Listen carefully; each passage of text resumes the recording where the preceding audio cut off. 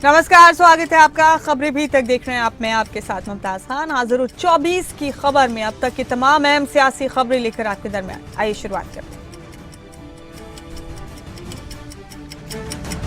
कोटा में विजय संकल्प सभा को संबोधित करते हुए प्रधानमंत्री नरेंद्र मोदी ने कहा, कोटा शिक्षा की भी नगरी है, युवाओं के लिए सपनों की भी नगरी है। देश भर से युवा यहाँ पढ़ने आते हैं। कोटा से बेहतर कौन जानता है कि सपनों का मतलब क्या होता है। कांग्रेस ने पिछले 5 साल में बार बार राजस्थान के युवाओं के सपनों को तोड़ा है। ऐसी कोई परीक्षा नहीं, ऐसा कोई पेपर नहीं जो कांग्रेस ने बेचा नहीं। कांग्रेस का पेपर लीक माफिया युवाओं के ख्वाबों पर भारी पड़ गया, इसलिए राजस्थान बेरोजगारी के मामले में देश में अग्रणी। कोटा शिक्षा की भी नगरी है, युवाओं के लिए सपनों की भी नगरी है। देश भर से युवा यहां पढ़ने आते हैं। कोटा से बेहतर कौन जानता है कि सपनों का मतलब क्या होता है। लेकिन कांग्रेस ने पिछले 5 साल में दौसा में राजस्थान के मुख्यमंत्री अशोक गहलोत ने कहा, हमने रायपुर में एक प्रस्ताव पारित किया था कि जाति आधारित जनगणना होनी चाहिए और हमने निर्देश भी जारी किए हैं। बीजेपी हमारी उपलब्धियों, हमारे पारित कानूनों या हमारी गारंटी पर बहस नहीं कर रही। वो राजस्थान आ रहे हैं और लोगों को भड़का रहे हैं। जनता ने मन बना लिया है और वो हमारी सरकार दोबारा बनाएंगे। ये चुनाव जो है राज्य सरकार में, राज्य के चुनाव विधानसभा का, उस पर वो बहस नहीं कर रहे। हमारी उपलब्धियों पर, हमारे कानून पास की उस पर, हमारी गारंटियों पर वो जिस प्रकार आ रहे हैं राजस्थान के अंदर, खाली भड़काने वाली बातें करके वापस जा रहे हैं। तो मेरा मानना है कि इस बार जनता का मूड बन चुका है।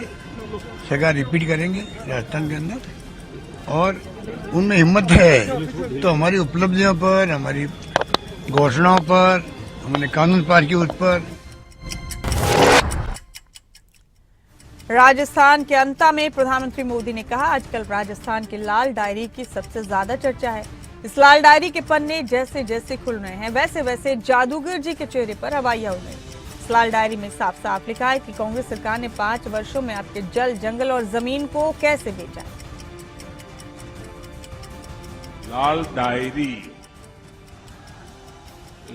डायरी की सबसे अधिक चर्चा है इस साल, और इस लाल डायरी के पन्ने जैसे जैसे खुल रहे हैं, वैसे वैसे जादूगर जी के चेहरे पर हवाइयां उड़ रही है। लाल डायरी की सबसे अधिक चर्चा है। राजस्थान विधानसभा चुनाव 2023 के लिए कांग्रेस के राष्ट्रीय अध्यक्ष मल्लिकार्जुन खड़गे की मौजूदगी में कांग्रेस ने जयपुर में अपना घोषणा पत्र जारी कर दिया। इस घोषणा पत्र में 5 साल में 10 लाख नौकरियां देने का वादा किया गया है। कांग्रेस के इस घोषणा पत्र में जनता से वादा किया गया है कि सूबे में परिवहन में जारी यात्रा किराए में छूट के अतिरिक्त फ्री मासिक कूपन भी जारी होंगे। घोषणा पत्र के मुताबिक महिला सुरक्षा हेतु प्रहरियों की नियुक्ति होगी। किसानों के लिए एमएसपी के लिए कानून बनेगा। 2 लाख रुपए तक का ब्याज मुक्त कर्ज दिया गया। देखो, इतना सारे लोगों को बोला हूं मैं, तो ये निश्चित रूप से हम इम्प्लीमेंट करेंगे, इसमें कोई संशय नहीं है। देखो, इतना सारे लोगों को बोला हूं मैं, तो ये निश्चित रूप से हम इम्प्लीमेंट करेंगे, इसमें कोई संशय नहीं है। तो कांग्रेस ने फिर से वादों की छड़ी लगाई है। अपना मैनिफेस्टो भी जारी किया गया है कांग्रेस की तरफ से और 10 लाख नौकरियां देने का वादा किया गया। इधर बाड़मेर में कांग्रेस सांसद राहुल गांधी ने रैली को संबोधित किया। जनसभा को खिताब करते हुए राहुल गांधी ने कहा कि जब 2 जेब कतरे किसी की जेब काटना चाहते हैं तो सबसे पहले क्या करते हैं? ध्यान हटाते हैं। एक आपके सामने आता है और पीछे से दूसरा जेब काटकर चला जाता है। हिंदुस्तान में भी सबसे बड़ा मुद्दा अभी बेरोजगारी, गरीबी और महंगाई है। प्रधानमंत्री नरेंद्र मोदी का काम आपके ध्यान को इधर उधर करने का है और अडानी का काम आपकी जेब काटने का है। कभी क्रिकेट मैच में चले जाएंगे, वो अलग बात है कि हरवा देते हैं। बड़ा मुद्दा बेरोजगारी, गरीबी, महंगाई, इनके बारे में आपने कभी टीवी पे देखा है? कभी देखा आपने टीवी पे कि कोई बेरोजगार युवा खड़ा है कह रहा भैया मैं बेरोजगार हूं? नहीं दिखेगा।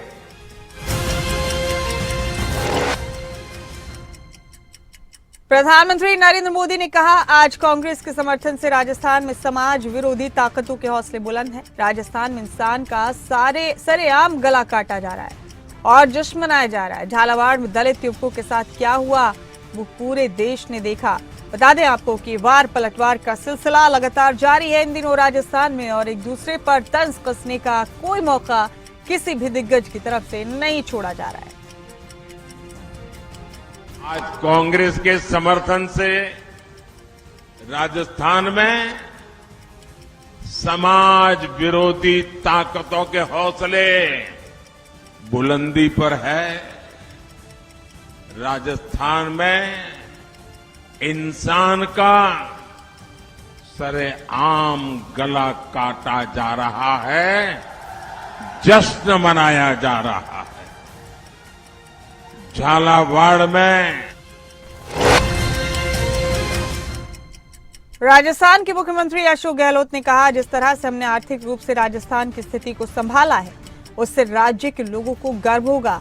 5 साल के आर्थिक हालात की बात करें तो राजस्थान में प्रति व्यक्ति आय 46.48% बढ़ी है, तो लोगों को लुभाने का सिलसिला लगातार जारी।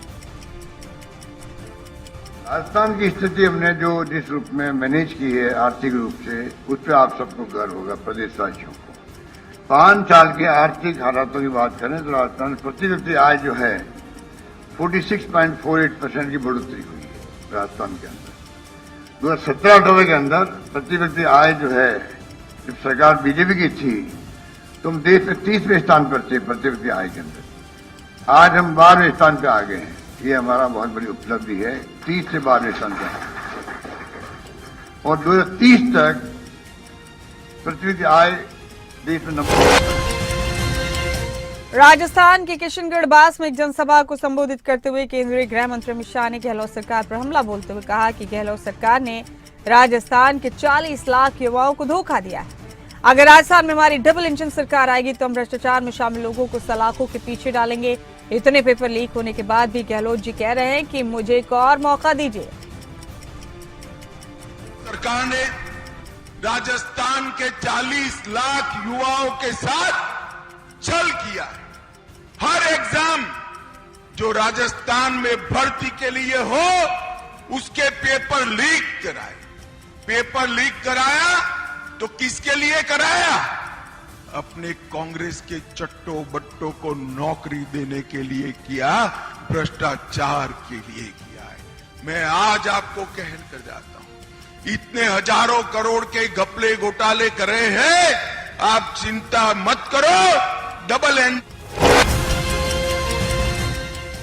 सीकर जिले के धोद विधानसभा में आयोजित विजय संकल्प सभा को संबोधित करते हुए बीजेपी के राष्ट्रीय अध्यक्ष जेपी नड्डा ने कहा, प्रधानमंत्री आवास योजना के तहत 4 करोड़ मकान बनाए गए, लेकिन मुख्यमंत्री अशोक गहलोत ने आपके 9 लाख मकान रोक लिए। मोदी जी ने कहा था कि राजस्थान में आपके लिए 20 लाख मकान बनाएंगे।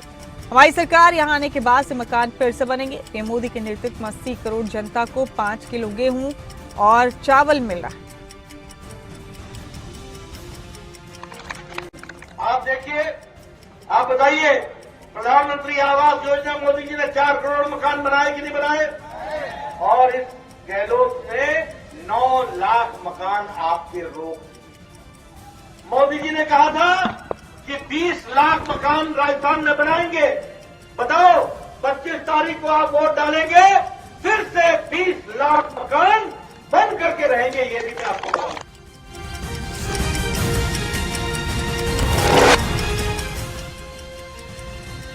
कांग्रेस नेता सचिन पायलट ने कहा, हम करीब 2 से 2.25 लाख नौकरी दे चुके हैं और 1 लाख प्रक्रिया में है। देश में केंद्र सरकार की वजह से ऐतिहासिक बेरोजगारी है, इसे खत्म करने के लिए राज्य सरकारों को और काम करना पड़ेगा। इस नजरिए से कांग्रेस ने संकल्प लिया है कि लाखों लाख लोगों को अगले 5 साल में रोजगार देंगे। लगभग 2-2.25 लाख नौकरी दे चुके हैं और 1 लाख प्रक्रिया में चल रही है। कुछ कोर्ट किसी वजह से फंस गए थे, लेकिन हम लोगों ने अब इसको एक्सपैंड किया है क्योंकि देश में केंद्र सरकार की वजह से ऐतिहासिक बेरोजगारी है। उसको खत्म करने के लिए राज्य सरकारों को और काम करना पड़ेगा। इस दृष्टिकोण से कांग्रेस पार्टी ने संकल्प लिया है कि हम लाखों लाख लोगों को अगले 5 साल में रोजगार देंगे, कुछ सरकारी और कुछ एम्प्लॉयमेंट जनरेशन करवाने के माध्यम से। बीजेपी ने कहा था कि प्रतिवर्ष 2 करोड़ लोगों को रोजगार देंगे। आज 9.5 साल हो गए, 18 करोड़ लोगों को रोजगार दिया है। राजस्थान के राजसमंद में बीजेपी के राष्ट्रीय अध्यक्ष जेपी नड्डा ने एक रैली के दौरान कांग्रेस पर हमला बोलते हुए कहा कि आज राजस्थान भ्रष्टाचार, महिला उत्पीड़न, किसानों के साथ तिरस्कार और तुष्टीकरण की राजनीति के मामले में नंबर 1 है। जहां जहां कांग्रेस होगी वहां वहां भ्रष्टाचार, अत्याचार, व्यभिचार और लूट होगी। आज राजस्थान भ्रष्टाचार में नंबर 1 पर खड़ा है। आज राजस्थान महिलाओं के उत्पीड़न में नंबर 1 पर खड़ा है। आज राजस्थान किसानों के साथ तिरस्कार करने में नंबर 1 पर खड़ा है। आज राजस्थान पिछड़ों पर अत्याचार करने पर नंबर 1 पर खड़ा है। और आज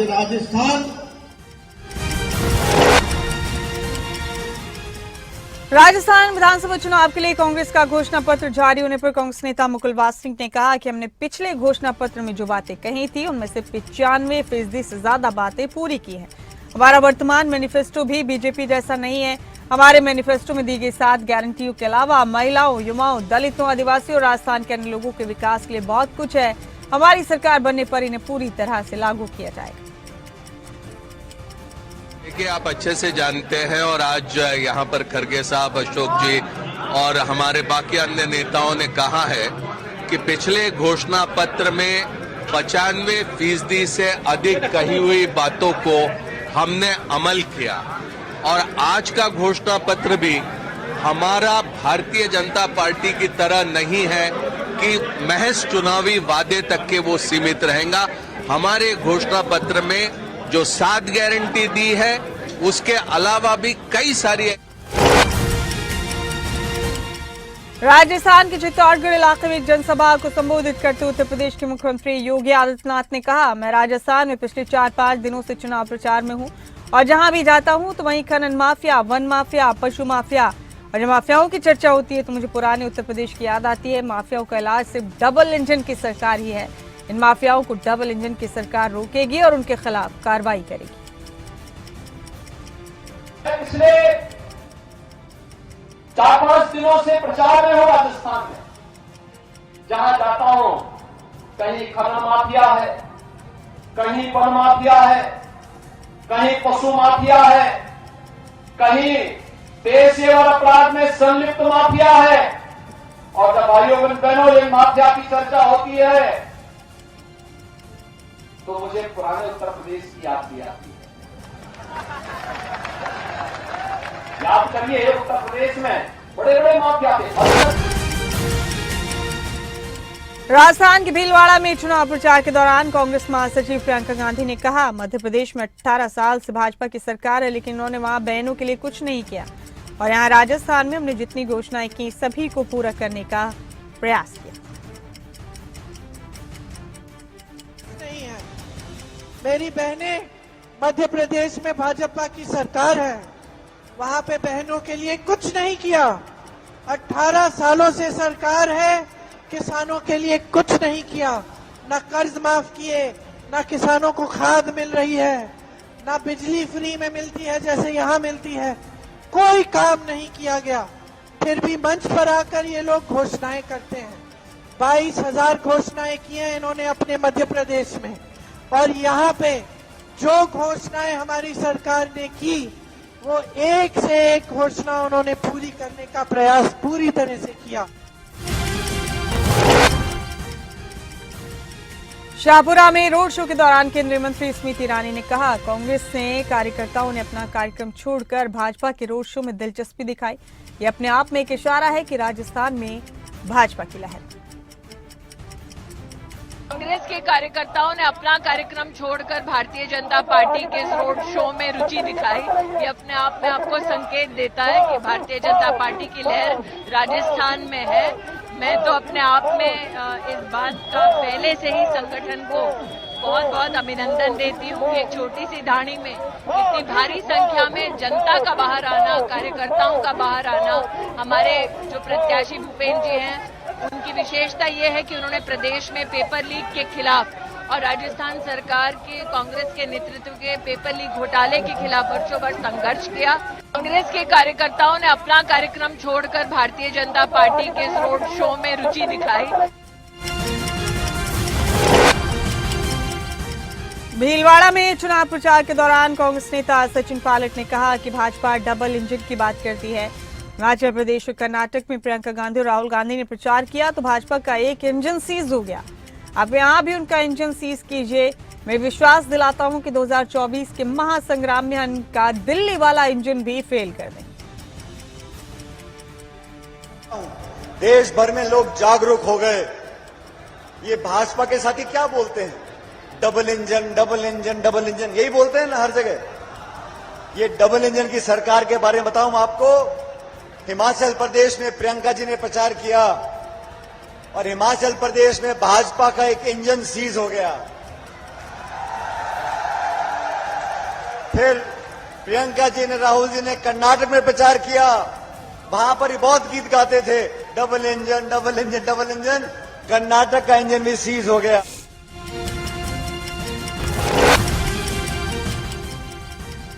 बीजेपी नेता हेमंत बिश्व शर्मा ने राजस्थान के नदभई में एक जनसभा को संबोधित करते हुए कहा, मुझे विश्वास है कि अगर मोदी जी अगले 10 वर्षों तक प्रधानमंत्री बने रहे तो भारत अमेरिका और चीन को पीछे छोड़ देगा और विश्व गुरु बन जाएगा। आज हमारा भारत ब्रिटेन को भी पीछे ढकेल दिया है। आज हमारा भारत विश्व का 5वां अर्थनीति बन चुका है। 2029 तक मोदी जी गारंटी दे रहा है कि हमारा देश विश्व का 3rd इकोनॉमी बनेगा। मैं तो विश्वास करता हूं नरेंद्र मोदी जी को आप लोग 10 साल भारत का प्रधानमंत्री बना के रखेगा तो भारत अमेरिका और चाइना को भी पीछे कर देगा। यही भारत देश का विश्व का विश्व गुरु बनेगा।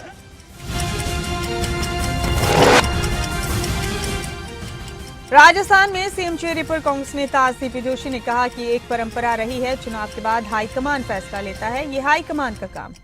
ये परंपरा रही है कि जहां भी सरकार होती है वहां मुख्यमंत्री के नेतृत्व में राज्य कांग्रेस कमेटियां चुनाव लड़ती हैं। तो कुल मिलाकर फैसले लेने का काम हाईकमान का है, ये कहते नजर आए सीपी जोशी।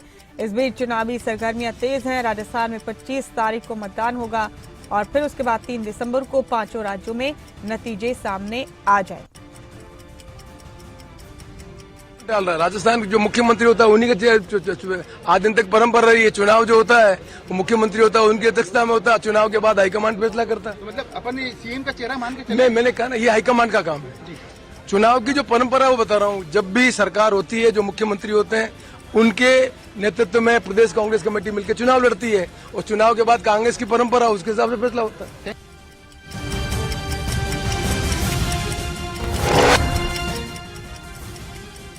हैदराबाद में महाराष्ट्र के उप मुख्यमंत्री देवेंद्र फडणवीस ने कहा, तेलंगाना में लोगों ने मन बना लिया है, वो पीएम मोदी के साथ जाएंगे। आज जो यहाँ पार्टी है, पहले टीआरएस थी, फिर बीआरएस बनी।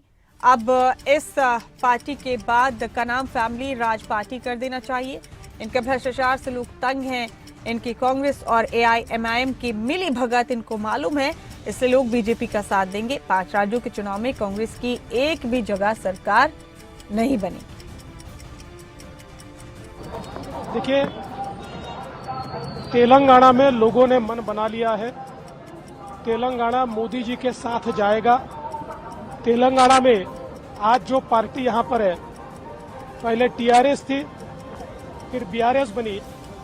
अब इस पार्टी का नाम एफआरएस कर देना चाहिए, फैमिली राज पार्टी।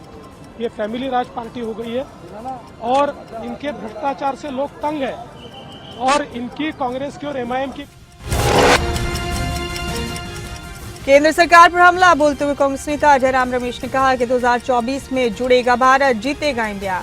ये इंडिया गठबंधन के 28 राजनीतिक दलों का नारा है। मैं कहना चाहता हूं प्रधानमंत्री को यही कहना कि भारत जिंदाबाद है, डरो मत, टाइगर जिंदा है। 2024 में जुड़ेगा भारत, जीतेगा इंडिया, ये नारा इंडिया पार्टियों ने, जो 28 पार्टियां अभी और भी पार्टियां आने शामिल होना चाहती हैं, आएंगे। चुनाव, ये चुनाव आ गए ना, ये विधानसभा चुनाव आ गए, कांग्रेस पार्टी इसमें व्यस्त हो गई। मैं समझता हूँ 28 तारीख के बाद कांग्रेस अध्यक्ष और हमारे कांग्रेस के सभी नेता, राहुल जी, सब लोग मिलकर इंडिया पार्टी के साथ फिर से विचार विमर्श करेंगे लोकसभा के चुनाव के लिए। इंडिया जीवित है, मैं प्रधानमंत्री को कहना चाहता हूँ।